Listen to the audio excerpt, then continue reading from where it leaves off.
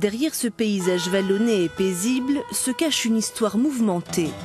Pendant près de 40 ans, au paroxysme de la guerre froide, cet endroit a failli être le champ de bataille de la Troisième Guerre mondiale. On l'appelait alors la trouée de Fulda. Nous sommes ici au centre névralgique de l'histoire allemande et européenne. Vous voyez cette tour, c'est là qu'étaient positionnées les troupes militaires est-allemandes. La frontière allait d'ici jusqu'à cette barrière blanche. Donc, les troupes se regardaient ici, droit dans les yeux. Les troupes de l'OTAN et du pacte de Varsovie se tenaient à 2 mètres l'une de l'autre, ici, à cet endroit.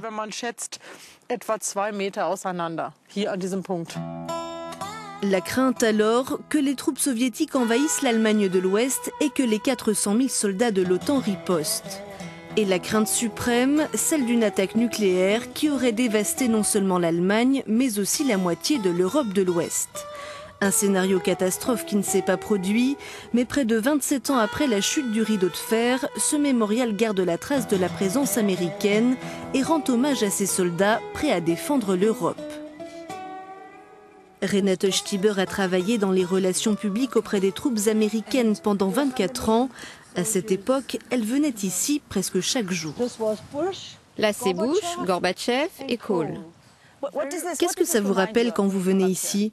Ça me rappelle quelle était la mission des soldats américains en poste ici, dans la tour par exemple. Ils surveillaient la zone 24 heures sur 24. Et ça me rappelle qu'ils ont contribué à nous apporter la paix et la liberté. Tant qu'ils étaient là, les gens de l'Ouest pouvaient dormir sur leurs 2 oreilles. Une sérénité moins évidente quand le monde entier a le regard tourné vers Donald Trump. Il a affirmé sans détour que l'Europe devait en faire plus en matière de sécurité. Je vais longuement revenir sur l'OTAN et parler du fait que de nombreux pays ne payent pas leur dû. On les protège, ils bénéficient de toutes sortes de protections militaires sur le dos des États-Unis et sur le vôtre. Je ne veux plus de ça. Soit ils paient leurs contributions, y compris pour le manque à gagner passé, soit ils sortent. Et si l'OTAN doit voler en éclats, elle volera en éclats. Pour Trump, il est temps de demander la note pour toutes les années pendant lesquelles les États-Unis ont protégé l'Europe pendant la guerre froide. Selon lui, seuls 4 des 28 membres de l'OTAN consacrent les 2% requis de leur PIB à la défense. Mais que pensent les Européens de ces déclarations ?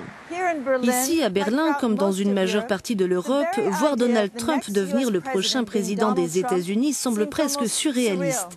On parle même d'une vaste blague et pourtant, personne n'a envie de rire. Surtout quand Trump se dit prêt à briser l'OTAN, le socle même de l'Alliance transatlantique depuis 1949. La journaliste irlandaise Jodie Dempsey couvre l'OTAN, la sécurité européenne et les affaires étrangères depuis la guerre froide. Les déclarations de Trump sur les alliés de l'OTAN, en particulier sur les Européens qui doivent en assumer le coût, sont justifiées. Mais franchement, ce n'est pas nouveau. Les gouvernements américains successifs ont tous dit la même chose.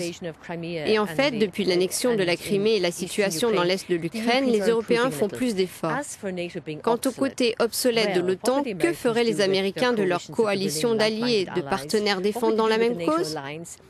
Que ferait-il de l'OTAN qui s'empare des défis et des menaces auxquelles doivent faire face les États-Unis, mais aussi l'Europe?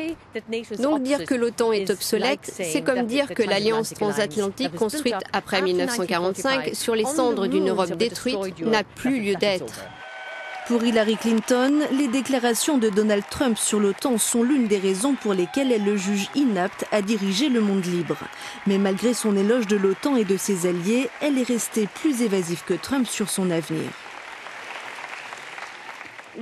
Nous devons faire tout notre possible pour recueillir des renseignements en Europe et au Moyen-Orient. Cela veut dire que nous devons travailler plus étroitement avec nos alliés, ce que Donald ne juge pas utile. Nous travaillons avec l'OTAN, l'alliance militaire à la longévité la plus importante de l'histoire mondiale, pour lutter contre le terrorisme. Après la Seconde Guerre mondiale, le Fonds Marshall a investi des milliards de dollars pour aider l'Europe à se reconstruire et pour consolider l'alliance transatlantique. Le Fonds Marshall existe encore aujourd'hui.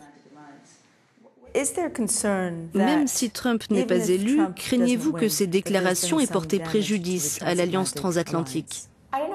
Je ne pense pas que cela lui a porté préjudice. Trump a exprimé des positions radicales et les gens le savent. Mais une chose est sûre, si Hillary Clinton accède à la présidence, elle demandera des changements et que les Européens mettent plus la main à la poche pour assurer la sécurité collective au sein de l'OTAN, prennent davantage leurs responsabilités pour faire face aux défis mondiaux. Donc oui, je pense qu'on peut s'attendre à ce que les choses changent. Il est clair que des deux côtés de l'Atlantique, la raison d'être de l'OTAN n'est plus la même qu'au moment où l'Europe était divisée. Mais pour certains Européens, quel que soit le prochain président des États-Unis, cette alliance restera indissoluble. Vous vous sentez encore très pro-américaine ? Je serai toujours du côté des Américains, toujours. Vous pouvez demander à n'importe quel homme politique. Dès qu'on prononce le mot américain, je passe à l'attaque, je les défends.